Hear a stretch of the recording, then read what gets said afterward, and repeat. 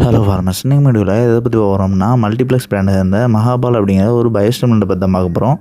First இது வந்து என்ன டெக்னிக்னு பார்க்கும்போது இதில் வந்து சீவிட் எக்ஸ்ட்ராக்டர் அப்படின்னு குறிப்பிட்டிருந்திருக்காங்க. அதாவது என்ன கடல் பாசி இருக்குது அப்படிங்கிறத வந்து குறிப்பிடல, ஆனால் இதில் வந்து கடல் பாசியோட சாறு இருக்குது அப்படிங்கிறத வந்து குறிப்பிட்டிருந்திருக்காங்க. அண்ட் 60 விதமான இயற்கையாக கிடைக்கக்கூடிய மைக்ரோ மற்றும் மேக்ரோ நியூட்ரியன்ஸ் வந்து இதில் இருக்குன்னு குறிப்பிட்டிருந்திருக்காங்க. அதாவது மைக்ரோ நியூட்ரியன்ஸ் அப்படின்னு குறிப்பிடக்கூடிய வந்து ஜிங்க், அயன், காப்பர், மெக்னீஸ், போரான் இந்த மாதிரியான நுண்சத்துக்கள் தான். அண்ட் மேக்ரோ நியூட்ரியன்ஸ்னு பார்க்கும்போது நைட்ரஜன், பாஸ்பேட், பொட்டாசியம் தான். ஸோ இதில் வந்து நுண்சத்துக்கள் வந்து அதிகமான எண்ணிக்கைகளில் இருக்குது. அண்ட் அது வந்து குறைந்த அளவில் இருக்குது அப்படிங்கிறது வந்து நம்ம குறிப்பிடலாம். அதனால இது வந்து லோ காஸ்ட்டாக கிடைக்கக்கூடிய ஒரு பயோஸ்டிமுலண்ட். ஸோ இதில் அவைலபிளாக இருக்கக்கூடிய நியூட்ரியன்ஸ் வந்து பயிர்களுக்கு ரொம்ப அதிகமாக தேவைப்படக்கூடிய அளவுக்கு இருக்காது. பயிருக்கு தேவைப்படக்கூடிய குறைந்த அளவு பூர்த்தி செய்கிறதுக்கான அளவில் இருக்கும். அதாவது பொதுவாகவே மைக்ரோ நியூட்ரியன்ஸ்னு பார்க்கும்போது எல்லா விதமான மைக்ரோ நியூட்ரியன்ஸுமே ரொம்பவே மைன்யூட்டான அளவில் தான் தேவைப்படும். ஸோ அப்படி பார்க்கும்போது மைக்ரோ நியூட்ரியன்ஸுக்கு இது வந்து சிறந்த உரமாக இருக்கும். அண்ட் அதே நேரத்தில் மேக்ரோ நியூட்ரியன்ஸுக்கு வந்து இது போதாது. ஸோ மேக்ரோ நியூட்ரியன்ஸுக்கு வந்து நீங்கள் மற்ற ஏதாவது ஸ்பெஷலைஸ்டு என்பிகே ஃபெர்டிலைசர்ஸ் பயன்படுத்துகிறதோ இல்லைனா மண்ணில் அதிகமான என்பிகே சத்துக்கள் இருக்கக்கூடிய இயற்கை உரங்களை பயன்படுத்துகிறது நல்லது. ஸோ அந்த மாதிரி உரமிட்டதுக்கு பிறகு நீங்கள் இந்த பயோஸ்டிமுலண்ட் பயன்படுத்துகிறீங்க அப்படின்னா பயிருக்கு போதுமான அளவு மேக்ரோ நியூட்ரியன்ஸ் கிடைக்கிறதுனால இதில் இருக்கக்கூடிய மைக்ரோ நியூட்ரியன்ஸ் வந்து பயிருக்கு நுண்சத்து குறைபாடு ஏற்படாமல் பார்த்துக்கும். அண்ட் இது இல்லாமல் இதை பயன்படுத்துவது மூலமா என்னென்ன பெனிஃபிட்ஸ் அப்படின்னு பார்க்கும்போது பயிர்களில் இலைகளோட நிறத்தை அதிகரிக்கிறதுக்கு இந்த பயோஸ்டிமுலண்ட் வந்து ரொம்ப சப்போர்ட் பண்ணுது. அதாவது பயிர்களில் இருக்கக்கூடிய எல்லா இலைகளும் அண்ட் பச்சை தண்டுகளில் பச்சைத்தன்மையை அதிகரிக்கிறதுக்கு இது ரொம்பவே உதவுது.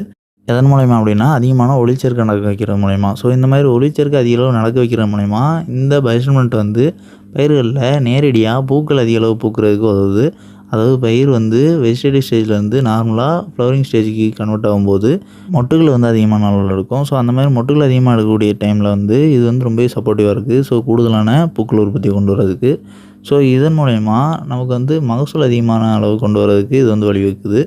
இதுவே நீங்கள் வந்து பூக்கும் நிலையிலையோ இல்லைனா பூக்கள் பிஞ்சு பிடிக்கும் நிலையிலையோ பயன்படுத்துகிறீங்க அப்படின்னா இந்த நுண்சத்து குறைபாடுகளால் ஏற்படக்கூடிய பூக்கள் உதிர்வை தவிர்க்கிறதுக்கும் அண்ட் காய்கள் உதிர்வை தவிர்க்கிறதுக்கும் இது வந்து வழிவகுக்குது. ஸோ இதன் மூலயமா காய்கள் வந்து அதிகமான அளவு கொண்டு வரதுக்கு, அதாவது ஓவரால் குவான்டிட்டி கொண்டு வரதுக்கு இது வந்து சப்போர்ட் பண்ணுது.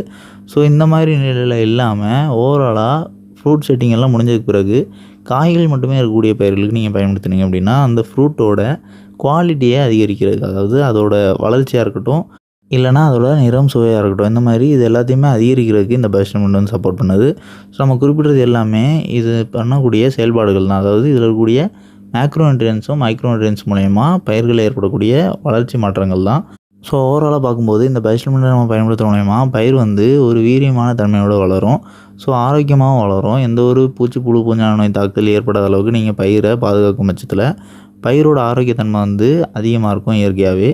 ஸோ இதன் மூலயமா பயிர் வந்து சுற்றுச்சூழலில் ஏற்படக்கூடிய அதீத வெப்பத்தினால் ஏற்படக்கூடிய அழுத்தத்துக்கோ இல்லைனா போதுமான அளவு தண்ணீர் கிடைக்காம வறட்சினால் ஏற்படக்கூடிய அழுத்தத்துக்கோ பயிரோட வளர்ச்சி குன்றாமல் காய்களில் எதுவும் உதிர்வு ஏற்படாமல் பயிரோட மகசூலை தக்க வச்சுக்கிறதுக்கும் பயிரோட ஆரோக்கியத்தை தக்க வச்சுக்கிறதுக்கும் இது வந்து வழிவகுக்கும். நெக்ஸ்ட் இதோட டோசேஜ்னு பார்க்கும்போது ஒரு லிட்டர் தண்ணிக்கு 2 ml 2 ml வரை பயன்படுத்தலாம். இதில் 2 ml பயன்படுத்தினாலுமே எந்த ஒரு பாதிப்பும் ஏற்படாது.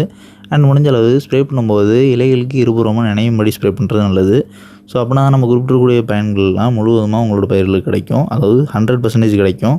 அண்ட் நெக்ஸ்ட் இது வந்து எத்தனை நாளைக்கு ஒரு முறை ஸ்ப்ரே பண்ணலாம், அதாவது இடைவெளி நாட்கள் எவ்வளோன்னு பார்க்கும்போது குறைந்தது 20 நாட்கள்லேருந்து அதிகபட்சம் 25 நாட்களுக்கு ஒரு முறை நீங்கள் தொடர்ச்சியாக பயிர்களுக்கு பயன்படுத்தலாம். அண்ட் பயிரோட எந்த நிலையிலையுமே பயன்படுத்தலாம். அதாவது தாவர நிலை வளர்ச்சியாவோ இல்லைனா மொட்டுகள் எடுக்கும் பருவமோ இல்லைனா பூக்கும் நிலையிலையோ இல்லைனா பூக்கள் பிஞ்சு பிடிக்கும் நிலையிலையோ இந்த மாதிரி பல்வேறு நிலைகள்லையுமே பயன்படுத்தலாம். இதனால் பயிர்களுக்கு எந்த ஒரு பாதிப்பும் ஏற்படாது. அண்ட் நெக்ஸ்ட் இதோட கம்ஃபர்டபிலிட்டின்னு பார்க்கும்போது இந்த மகாபால் பயோஸ்டிமுலண்ட் வந்து நம்ம மற்ற எந்த ஒரு பூச்சிகள் கூடயோ சரி இல்லைனா பூஞ்சான குழிகள் கூடயோ இல்லைனா நோட்டு மருந்துகளோடையோ சேர்த்து பயன்படுத்தலாம். இதனால் பயிர்களுக்கு எந்த ஒரு பாதிப்பும் ஏற்படாது. அண்ட் நெக்ஸ்ட்டு இதோட அப்ராக்சிமேட்டான ப்ரைஸ்ன்னு பார்க்கும்போது 100 ml வந்து 100 ரூபாயிலேருந்து 150 ரூபாய்க்குள்ள விலையிலையும், 1/4 லிட்டர் வந்து 150 ரூபாயிலேருந்து 250 ரூபாய்க்குள்ள விலையிலையும், 1/2 லிட்டர் வந்து 300 ரூபாயிலேருந்து 400 ரூபாய்க்குள்ள விலையிலையும், 1 லிட்டர் வந்து 700 ரூபாயிலேருந்து 800 ரூபாய்க்குள்ள விலையிலையும் ஸ்டோரில் அவைலபிளாக இருக்குது. ஸோ தேவைப்படுறவங்க வாங்கி பயன்படுத்திக்கலாம். அண்ட் இந்த வீடியோவில் டவுட் இருந்துச்சுன்னா கமெண்ட் பண்ணுங்கள். இந்த மாதிரி வேறு எந்த ஒரு பயோஸ்டிமுலண்ட் பற்றியாவது தெரிஞ்சுன்னா அந்த பயோஸ்டிமுலண்டோட பேரை மறக்காமல் கமெண்ட் பண்ணுங்கள். அண்ட் இந்த வீடியோ நீங்கள் புதிதாக பார்க்கக்கூடிய விவசாயிகள் இருக்கீங்கன்னா நம்மளோட அக்ரிகல்ச்சர் சேனலில் நம்ம ஏற்கனவே விவசாய சம்பந்தமான வீடியோக்கள் நிறைய பப்ளிஷ் பண்ணியிருந்திருக்கோம். ஸோ அந்த மாதிரி தொடர்ந்து வீடியோஸ் பார்க்கணும்னு நினச்சிங்கன்னா நம்மளோட அக்ரிகல்ச்சர் சேனலை மறக்காமல் சப்ஸ்கிரைப் பண்ணிங்க.